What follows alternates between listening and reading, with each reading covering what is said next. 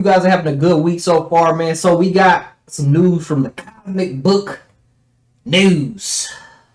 Superman box office flies past 550 million, well short of the Batman and Man of Steel himself, Henry Cavill.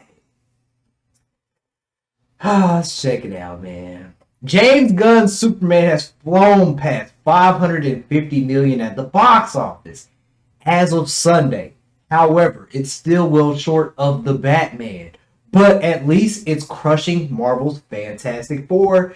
And you know, it's sad because Fantastic Four is a much better film, but Marvel's past is catching up with them. And again, it looks like Superman is no match for Zack Snyder's Man of Steel. I think we all knew that.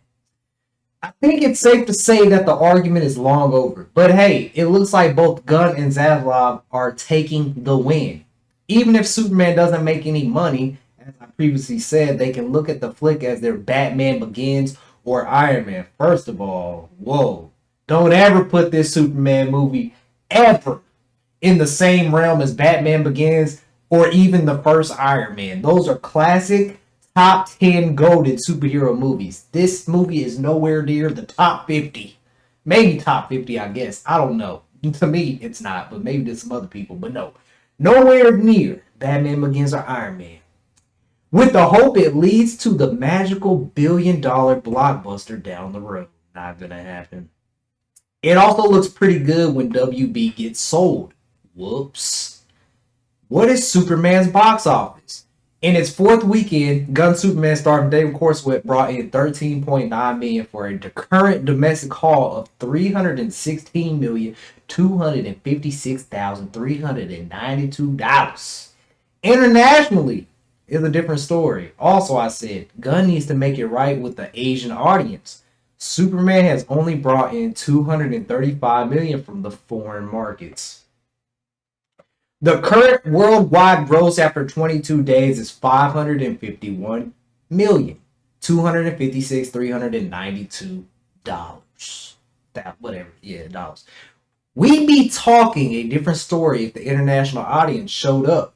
Superman grosses domestic 57.4%, which is $316 million. International 42.6%, $235 million. Worldwide $551 million. Compared to the Batman, sorry folks, the Batman hit $600 million after only 17 days. Nearly a week ahead of Gunn's movie and $50 million more. And that was also with a soft opening in China.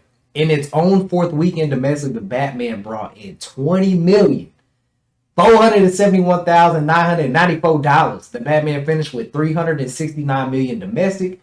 Gunn's Superman will come close as they're pretty much neck and neck domestically. Within the same 22-day time frame, the Batman hit $317 million.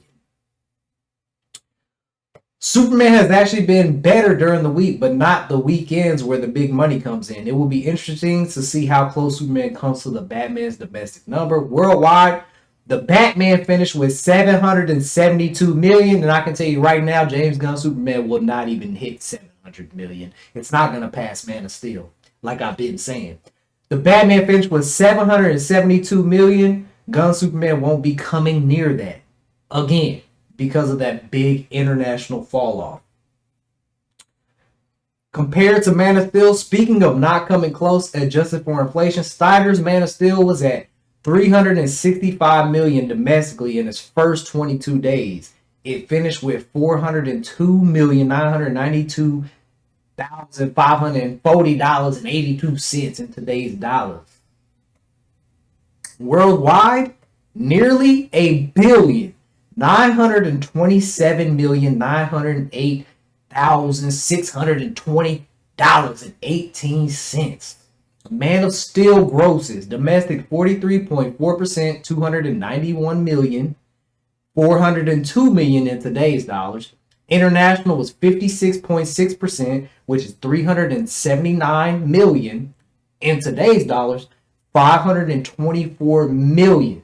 Worldwide, 670,000 Today's dollars would be $927 million today. Compared to the Fantastic Four, it's turning out to be a Kevin Feige Marvel bomb, as many fans expected. In its second weekend, it dropped a massive 66%, bringing it only $40 million. Variety also pointed out its second Friday dropped a devastating 80%. When the Shield sites start reporting things like that is when you know you are in trouble. Gun Superman dropped 53.2% and brought in over $58 million in its second weekend. Its second Friday saw a drop of 70.5%. We also know more families went to see Superman than Fantastic Four, like by a large margin. Yes, because of a dog. Now the question is whether Fantastic Four will hit 500 million. Yikes, that is the article. So, yet again, we're coming down to the Superman. Let me get a drink real quick.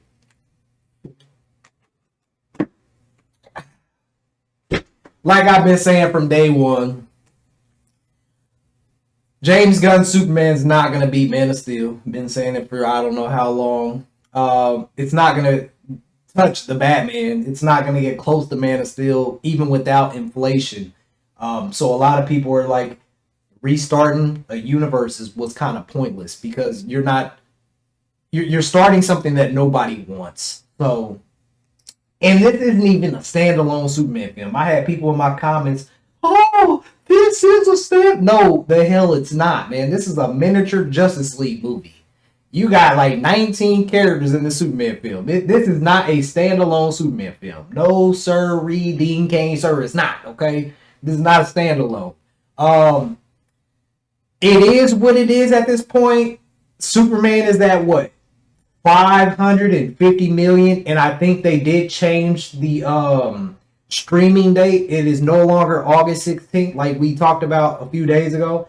They put it back to August 26th, which I wonder why they did that. Probably because of the backlash it was getting or something. But even with the date being August 26th for it coming to streaming, Superman is still not going to top Man of Steel.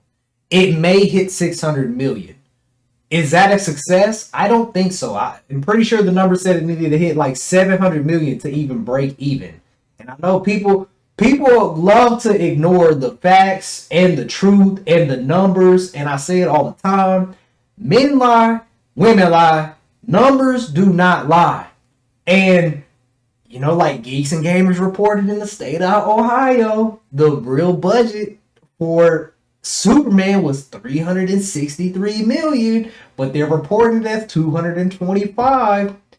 And then you got to pay the actors, and then you got the marketing, which they went worldwide. So, and then the movie theaters take some of that money. So it's a lot of different things you have to take into consideration. This movie's just not, it's not going to touch Man of Steel. And then we did that video some days back where I had found out that Man of Steel made it almost its whole budget back before the movie even released. So, you know, we know Zack Snyder is he's a money machine when it comes to the DC brand. I got people in the comments, yeah, Zack Snyder was so profitable. What happened to his Rebel Moon? What happened to Army of the Dead? Why did it get canceled? What do those films have to do with DC? Even his Watchmen film is great. You know, not every director puts out banger after banger after banger after banger, but one thing with Zack Snyder, his movies from Warner Brothers are all profitable. Greg Silverman came out and said that in a tweet, the former exec for WB. So Army of the Dead and Rebel Moon ain't got nothing to do with the DC brand. And I will say this, I think Netflix was trying to jump on a trend because they released a PG-13 version of Rebel Moon instead of just releasing the real version. I think they were just trying to capitalize, you know, on that, you know, the Snyder movement. And to me, the PG-13 versions of Rebel Moon, it was hand. But the rated R version was a lot better. The Rebel Moon franchise is still, it's okay to me. It's nothing like Batman v Superman or nothing like that. It was okay. It wasn't too bad. It was alright. But DC has nothing to do with Army of the Dead, which, by the way, Army of the Dead was a good movie. And it did get a spinoff of one of the characters. I can't remember the guy's name, but he was like the bank robber. He was breaking into the safes. So we got a spinoff with that. But you got all these people ignoring the actual facts. And just, it's so crazy. It's so crazy what I see on the internet, man. This movie is wild. It's messing with everyone's brains on that side. It's quite sad. But, you know, it is what it is. Superman is at 550 million. It's not going to top Man of Steel. Not going to top the Batman. Everybody's saying, well, guess what? There was no point in rebooting. And there really wasn't. You should have let Zack finish his vision. And now your international audience is really telling you why. And like I said, man, domestically, this movie was carried by a dog. Adoption rates went up over 200%. Kids are out of school. Of course they would want to go see Superman. Why not take the whole family to see a kid-friendly movie? Yeah, I agree. This movie is catered towards kids. That and the dog is what carried this movie. Because if it wasn't for that dog and this being a kid-friendly movie, domestically, I think it would have looked just like international. So it's going to be interesting to see what Supergirl does. Because Supergirl's a drunk. And I don't care if it's part of the comics, bro. I don't care. I don't care if she's like that in the comics. She's drunk. You give a Superman movie that's kid friendly and then Supergirl's drunk? You think parents are gonna take their kids to see a drunk? So now you're shooting yourself in the foot, kind of, because now you're giving one brand of the movie a family friendly audience, and then you're going to Supergirl, which isn't as popular as Superman, and she's drunk. People aren't gonna take their kids to see that. So we're definitely gonna see moving forward. I don't think Supergirl's going to perform well. And at the end of the day, like I've said many a times, business 101 is to make money, not lose it.